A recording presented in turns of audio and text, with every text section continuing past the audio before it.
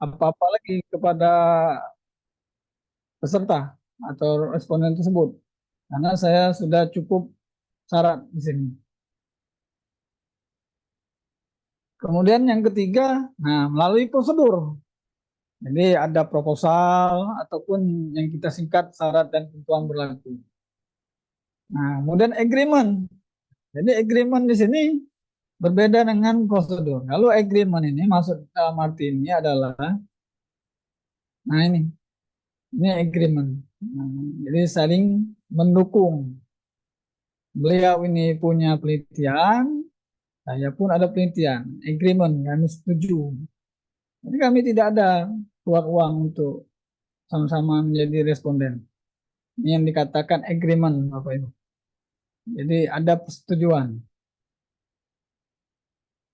Nah, kemudian yang keempat, nah, jadi bedanya boleh dilakukan untuk penelitian awal.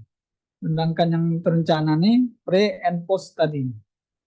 Jadi riset saya pada saat itu untuk di sini saya lakukan untuk proposal untuk menguatkan bahwa penyakit jantung itu memang perlu untuk diteliti. Nah, saya kaji untuk bidang kesehatannya. Kemudian karena saya di bagian IT, jadi bagaimana kesehatan jantung ini boleh dimonitoring oleh sebuah teknologi. Nah, kemudian yang planet ini saya jadikan sebagai pre and post tadi pada saat itu. Jadi saya melakukan ujian untuk aplikasi yang sudah ada di Play Store dan saya ujikan pada saat itu dengan pesertanya. Kemudian saya lakukan post tadi. Nah, post tadi ini saya dengan aplikasi yang sudah saya buat. Jadi untuk membedakan atau menyimpulkan ada peningkatan dari aplikasi yang sudah ada dan aplikasi yang saya buat. Jadi ini sebenarnya materi tambahan di luar etika pengumpulan data, tapi ini memperjelas dari poin-poin sebelum ini.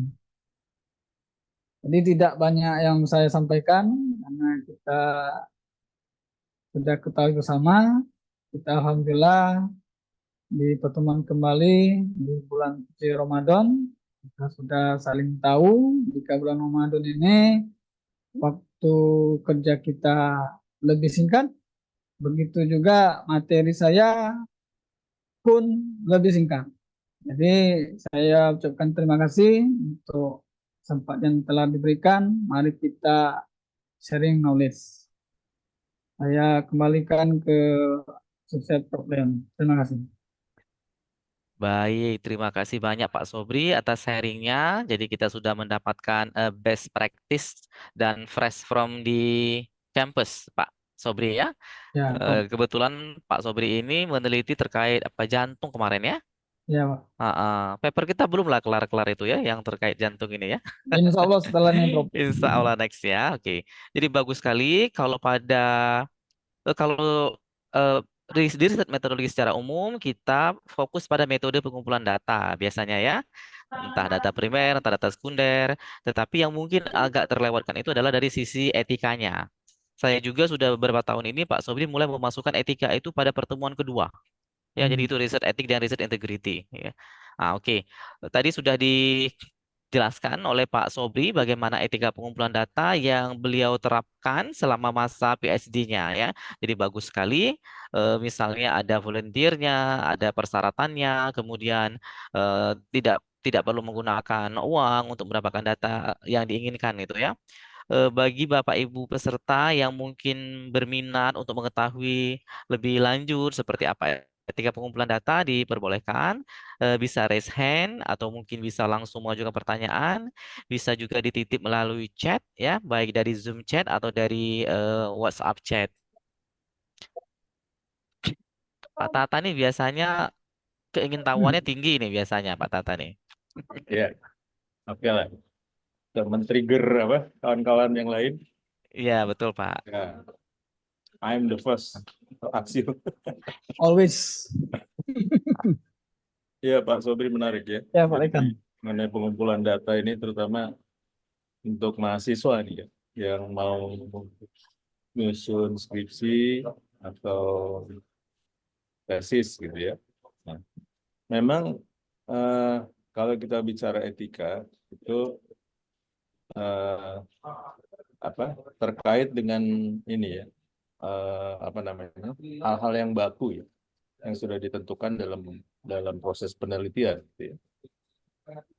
Nah, jadi seperti yang pernah saya alami dalam membimbing mahasiswa khususnya, mungkin mungkin ada mahasiswa saya mendengarkan di sini sehingga mereka apa kadang-kadang gini Pak Sobri, antara buku panduan Hmm.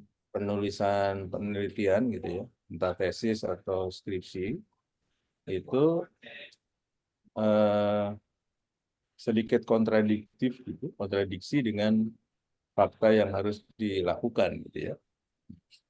Jadi sehingga ada temuan-temuan yang terkadang menjadi melanggar etika gitu ya.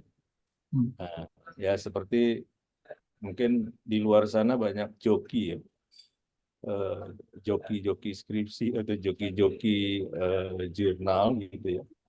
Nah, ya artinya situasi ini perlu di apa ya? Perlu diminimalkan ya Pak Sobri ya. Betul, Pak Dekan. Ya, jangan sampai nanti mahasiswa kita ini terjebak dalam apa joki-joki itu ya. Betul, betul, Prof. Iya kan? Ya kita nggak tahu kan. Tapi kita sudah mengajarkan pola yang tadi Ya, sudah disampaikan oleh Pak Sobri tadi.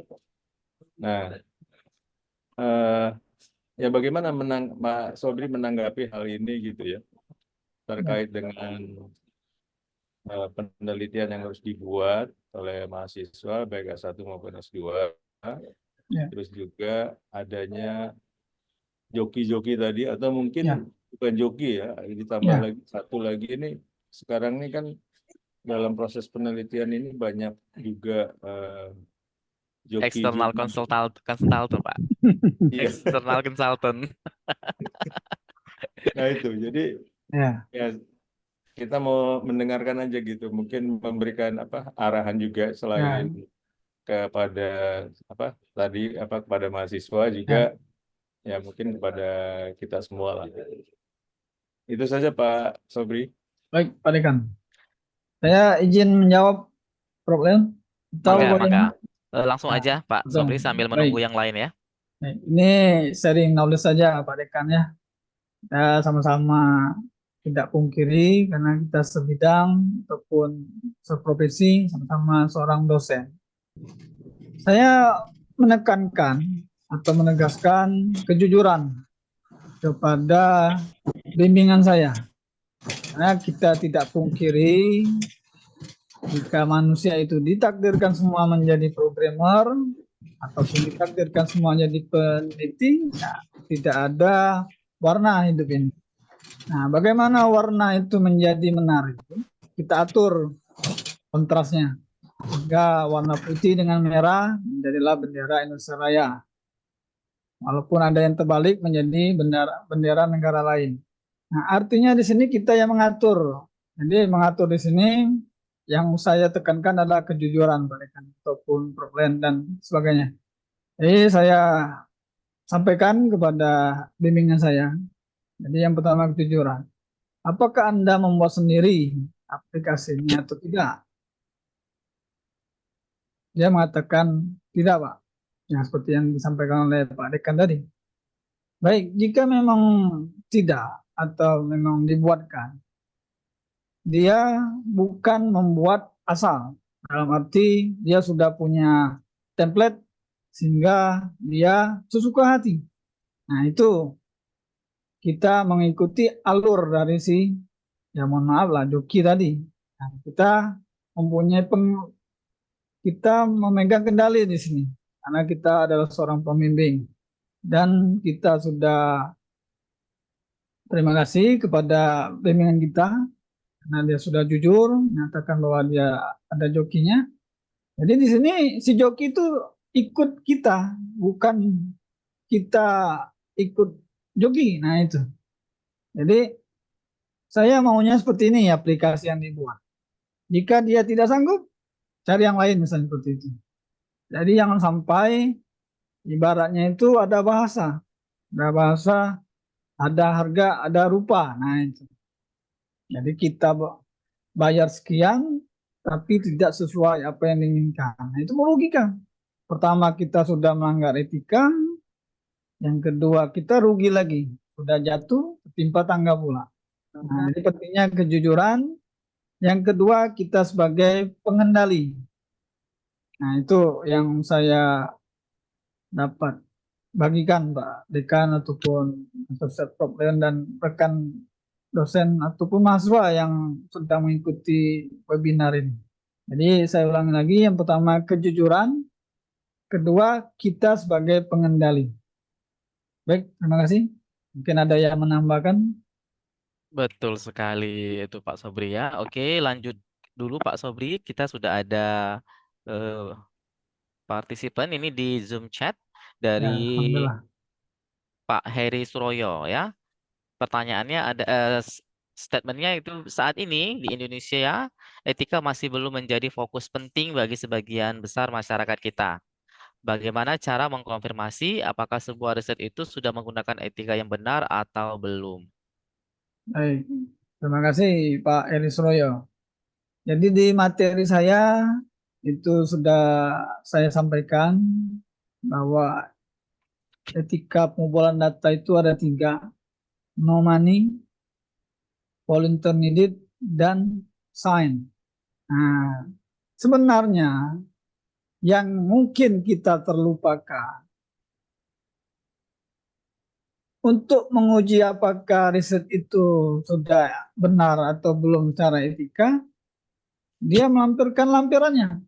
Nah, jadi di lampiran itu dilampirkan yang saya contohkan tadi.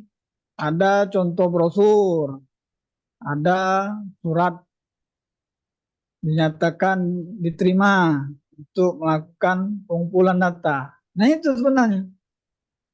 Jadi memang mungkin terlewat ataupun terkejar waktu, tetapi ini sangat riskan jika kita abaikan. Karena ini tidak bisa disepelekan yang namanya lampiran. Jadi untuk membuktikan riset itu benar secara etika atau kevalitan datanya, apakah di lampiran tadi dia ataupun baik mahasiswa ataupun kita sebagai peneliti melampirkan. Nah itu. Jadi saya untuk disertasi saya itu lampirannya cukup tebal, lebih dari 50 lembar. Itu saya pun tidak menyangka bisa Sesuatu. mengumpulkan sebanyak itu. Sesuatu banget itu. Itu sudah melebihi skripsi saya itu. Padahal itu baru lampiran saja. 50 lembar. Itu banyak. Itu bukan data responden, Bapak Ibu. Itu Lampiran ya. lampiran. Bukan nama-nama responden. Lampiran surat ini misalnya. Lampiran ini, pokoknya betul-betul dilampirkan. Nah, penguji ataupun reviewer, hibah misalnya, dia akan memeriksa lampiran. Nah, ini. Jadi kata-kata saat ini di Indonesia itu ya menurut saya ini ada penurunan mutu lah, penurunan mutu dari kualitas riset kita.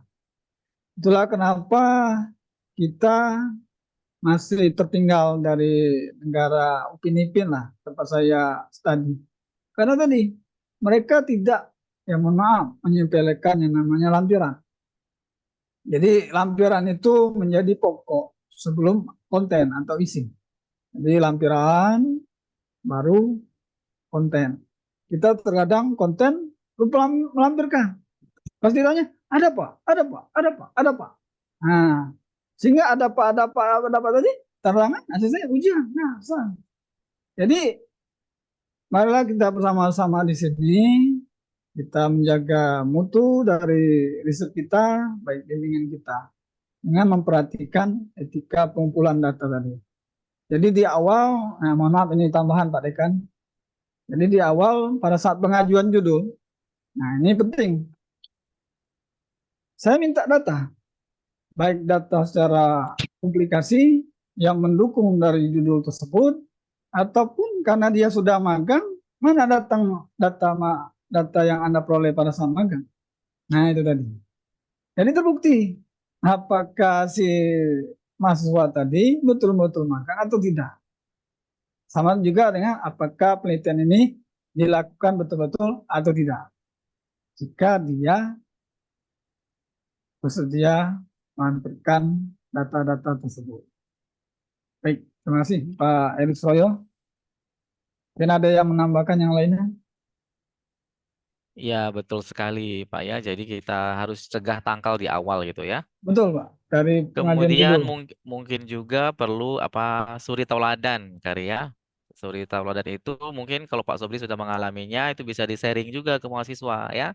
Ya, Nah, saya juga gitu. Kadang-kadang mahasiswa kan mau enak, mau mudah-mudah. betul, betul Saya Pak. jelaskan, kalau Bapak dulu nak, untuk alat ukurnya buat sendiri. Dan buat sendiri itu butuh waktu. Kalau Ya, sekarang mereka sudah beruntung hidup di dunia penelitian yang seluruh ya, alat ukurnya itu sudah available gitu ya. betul, Jadi nyaris tidak ada alasan untuk berkeluh kesah seperti itu ya. Jadi harus kita beri contoh bagaimana melakukannya. betul. Oke, tapi benar juga kata Pak Tata tadi, mungkin di pedomannya ditambahkan, gitu ya, ditambahkan aturan-aturan itu.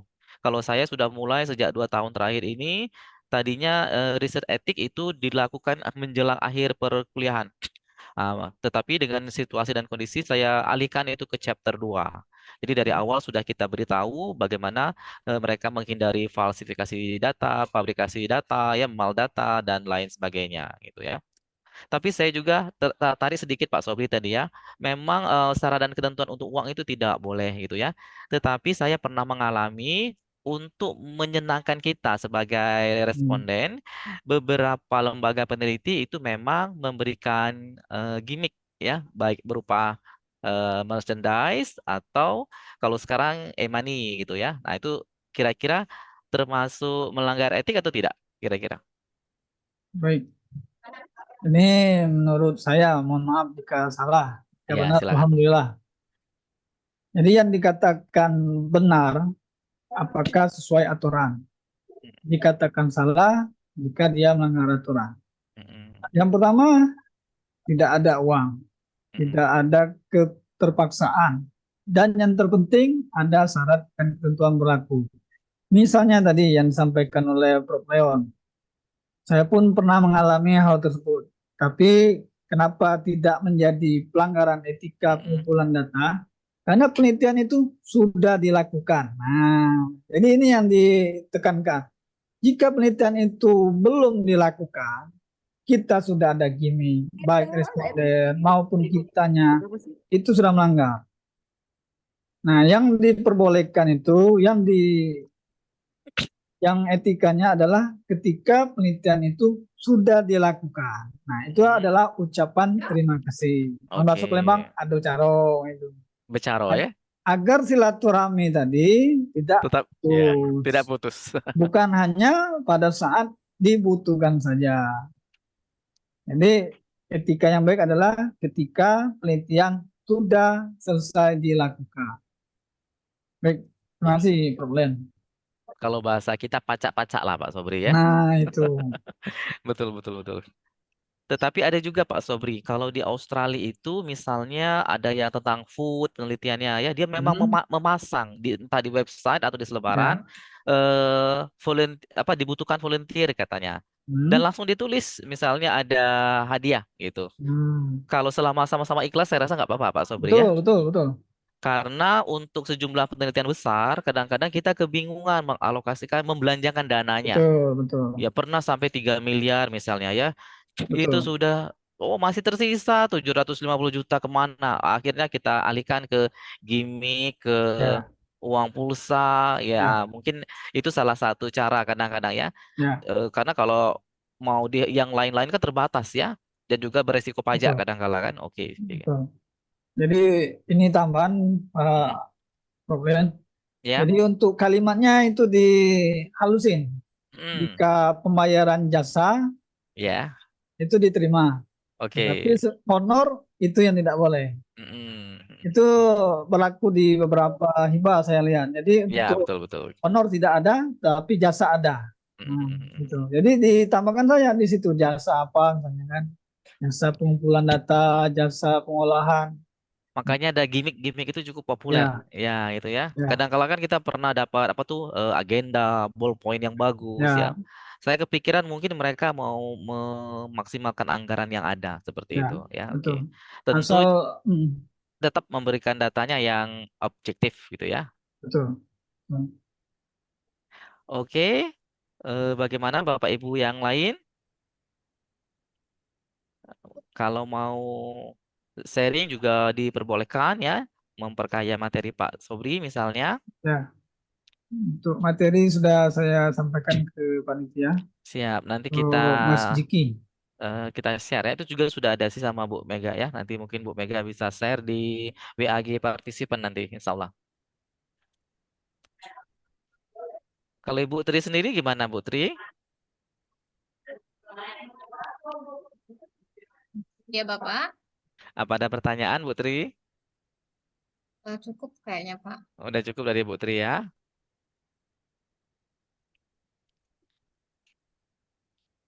Oke, bagaimana Pak Tata? Kalau sudah semua?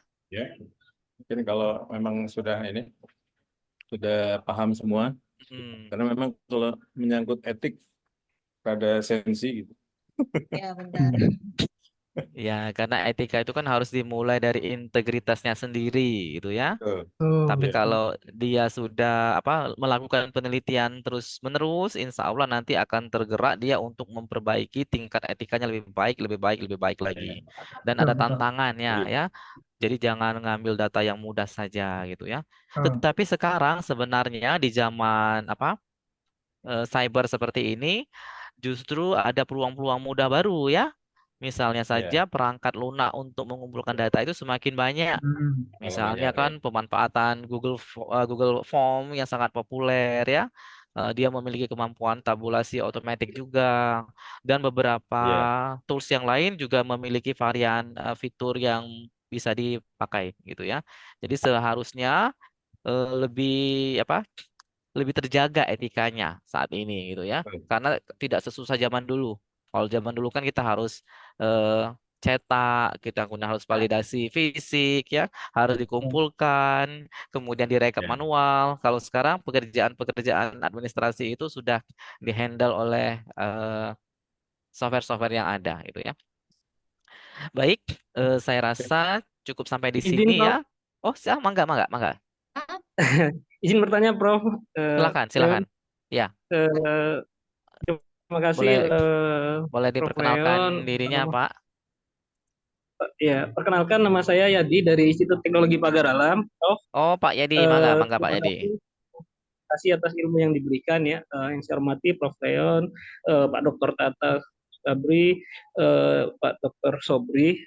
Di sini yang ingin saya tanyakan, yakni terkait dengan etika. Bagaimana etika yang baik dalam pengumpulan data dari AI tersebut? Terima kasih, Prof. Leon. Oke, yang dari AI gitu ya. Ya, Bisa langsung dijawab, Pak Sobri. baik. Terima kasih, Dr. Yadi. Nah, ini sahabat lamanya, Alhamdulillah, bisa silaturahmi melalui webinar.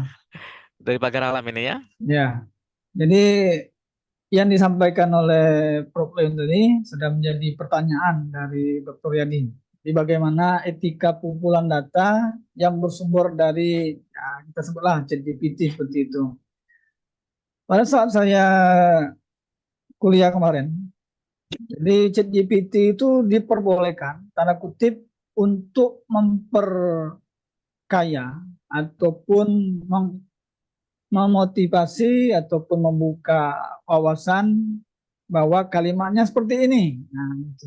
Benar, Jadi benar. bukan serta-merta copy paste. Misalnya kita cari sistem informasi adalah keluar. Nah, itu salah. Jadi yang namanya copy paste itu salah.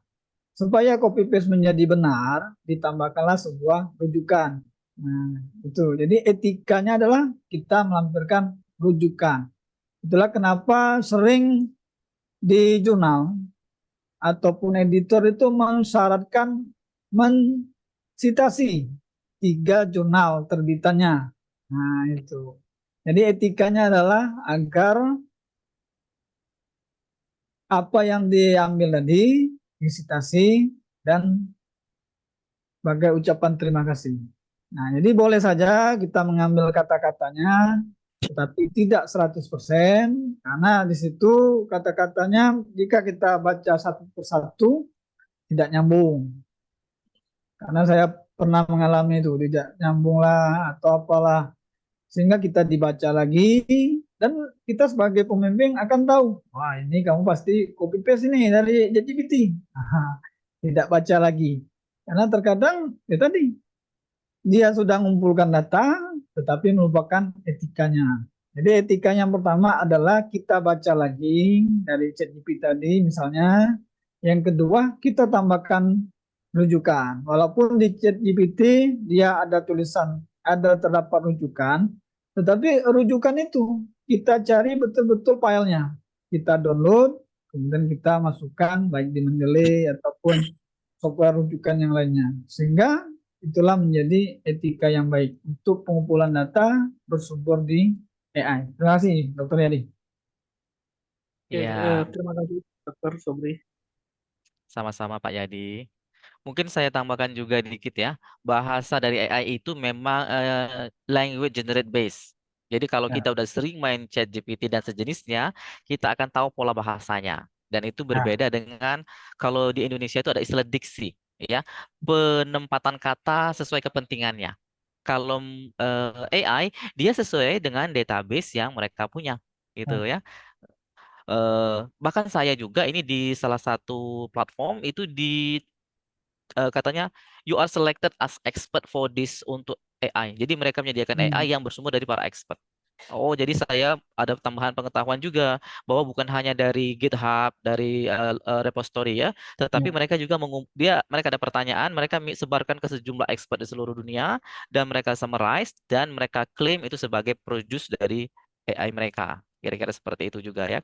Nah, benar kata Pak Sobri tadi harus dicek lagi. Saya juga sering menemukan hmm, ada beberapa AI yang mampu dia side generate ya, tetapi waktu kita cek kok nggak nyambung ya, isi ya, papernya ini kok dimasukkan ke konteks yang dia tulis gitu ya. hmm, Atau ya, saya agak stres juga dulu awal-awal, kenapa hmm, tidak ketemu referensi ini ya? hmm, Tidak mungkin. Oh, baru nyambung. Kebetulan sewaktu diskus sama Prof. Siti di Unsri, memang benar namanya AI kan mesin. Jadi kan dia jangan-jangan mengenerate juga si referensinya itu. ya, Memang sebagian ada yang bagus, jadi harus kita filter-filter lagi. Tetapi dengan perkembangan teknologi kayaknya ya, seperti Google Scholar zaman dulu, kita kan juga hmm, anti zaman dulu. Jangan ya, pakai Google Scholar, harus cari sendiri. Tetapi lama-kelamaan itu kan jadi hanya tools saja. ya, Begitupun terus. AI ini hanya tools saja. Grammarly kita nggak komplain loh Grammarly ya. Sama lagi apalagi Quillbot ya. Itu kan membantu apa? Grammar dan paraphrase. AI juga akan seperti itu, tapi tidak boleh bulat-bulat kita pakai ya. Dan untungnya beberapa AI itu sudah membenamkan AI detektor ya. Kalau di apa itu Turnitin itu dulu pernah ada ya. Dan saya yakin plagiarism checker yang lain juga pasti akan membenamkan AI detektornya seperti itu ya. Intinya diparaphrase lagi secara manual ya, Oh, dibaca baru kita berikan diksi sesuai dengan konteks yang kita inginkan. Nah, seperti itu. Baik, Bapak Ibu yang lain, mari sembari menunggu sholat Jumat, tapi jangan menunggu beduk hmm, maghrib ya. aman kita di webinar. Pak Sobri ini ada lagi tadi Pak ya, nanti ya jam 1:30 ya. Ya, insya Allah, Pak Leon. Iya, mau juga ya di apa atur jadwalnya disesuaikan ya. Terima kasih. Bagaimana Bapak Ibu? Oke, Baik, cukup, Pak Leon. cukup ya. Tadi dari Pak Yadi dari ITPA, ini juga rekanan kita di Pagar Alam. Terima kasih Bapak Ibu yang lain sudah mengikuti core session ya. Secara umum etika itu memang tidak tertulis kadang-kadang terlalu banyak ya, tetapi tetap harus penting kita ikuti karena nanti penelitian itu akan berdampak terhadap tidak hanya dari objek subjeknya, tetapi balik lagi ke diri kita. Jadi kalau kita lakukan dengan baik, insya Allah kita pun juga akan mendapatkan kebaikan-kebaikan ke depannya. Gitu ya. Baik untuk sesi ini, Bu MC, Ibu Tri ya, saat ini saya cukupkan. Silahkan diteruskan susunan acaranya, Bu Tri. Terima kasih. Iya, terima kasih Bapak Leon. Baiklah, rangkaian demi rangkaian acara sudah kita lewati. Eh, Bapak Ibu, mohon untuk on kamera karena saya mau untuk foto bersama. Di-on-kan kameranya untuk kita berfoto bersama. Silakan Bapak Ibu, di-on-kan kameranya. Oke ya. 1, 2, 3. Sekali lagi. 1, 2, 3. Disebutkan barangkali Bu screen berapa? Ada berapa screen? Ada 3 screen ini ya? Ya, Oke. oke. 1. Sekali lagi ya. 2, 3. Oke. Sudah semua ya.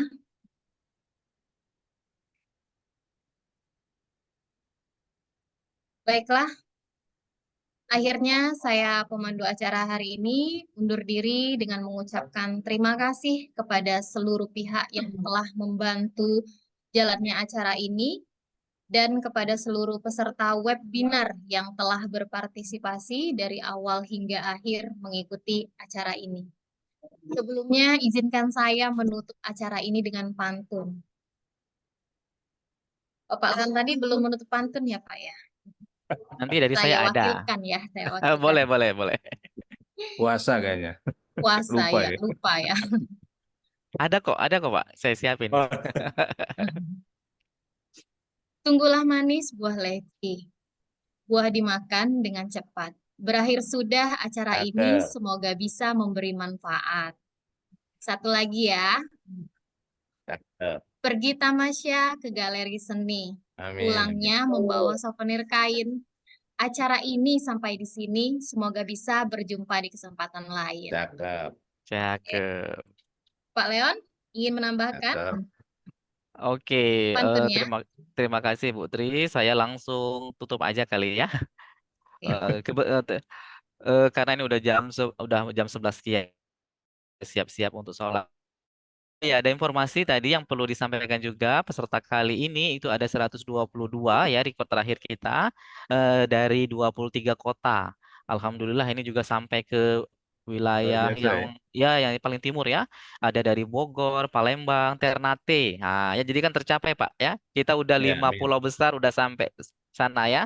Kemudian juga ada Jakarta, Kuningan, Cirebon, Lubuk Linggau, Yogyakarta, Jambi, Prabu Muli, Lampung, Kupang, Lahat, Depok, Samarinda, Semarang, Padang, Batam, Wow. Batu Raja, Denpasar, Banjarmasin, Sekayu. Nah, ini ada 22 atau 23 kota ya. Kemudian untuk instansi sendiri ada 39 instansi. Ya. Juga di sini ada tambahan yang cukup unik di sini dari JTNT Express. Ya, Oh. ini juga bagus juga ya. Selama ini kan dari kampus, dari pemerintahan, dari sekolah ya. Nah, tadi Bu Tri minta pantun ya. Ini Iya, saya silakan oprek-oprek Bapak. sedikit. Sebelum kita akhiri acara ini. Iya, nanti Bu Tri sama Pak Tata bilang cakep atau ganteng ya. Oh, Bapak. Baik, baik. Baik, Bapak. Elok nian bumi Palembang Darussalam. Cakep. Cakep. Penduduknya asli bersuku Melayu. Cakep. Cakep. Saat ini bulan suci Ramadan. Cakep. Cakep. Semoga peserta sehat dan sukses selalu. Amin. Alhamdulillah. Masih ada Bu Tri. Oh, Oh, ada satu lagi ya. Iya. bonus, Karena bonus. Tunggu kalau ya, Pak. kalau bulan puasa ini kan takjilnya harus banyak. Oh, Oh iya. ya, alhamdulillah. Bulan Ramadan, bulan yang berkah. Amin. Setiap ibadah dilipat gandakan. Cakep. Amin. Semua hadirin nampaklah cerah. Cakep. Semoga selalu mendapatkan keberkahan. Ya, Amin. Amin ya rabbal alamin. Oh ya, ada lagi? untuk pembicaraan next itu kita ada approach dengan konten kreator, kemudian juga dengan sejumlah dosen yang baru tamat ya. Kita ada Pak Ya, Widianto, boleh tuh, kemudian ada Pak Usman itu ya. Pak Usman. Juga ada rekan-rekan kita yang lain. Nanti terserah mana yang lebih dulu bersedia Pak Tata ya. Ya, Atau mungkin saya juga approach sejumlah kolega di luar negeri, sesekali juga boleh. Ini nah, boleh. sambil Dari pendekatan Inti, ada dari Inti, ada dari Irak, ada Taiwan ya. Kita lihat nanti ya bagaimana baiknya. Karena boleh. perlu MC juga Pak, MC dan moderator yang proficient in English ya. Ya, Gitu. Baik, cukup saya rasa kita jumpa lagi insya Allah setelah Lebaran. amin. Oke, Ada lagi yang tambahkan? udah cukup. Cukup ya. Oke, terima kasih untuk semuanya. Saya akhiri.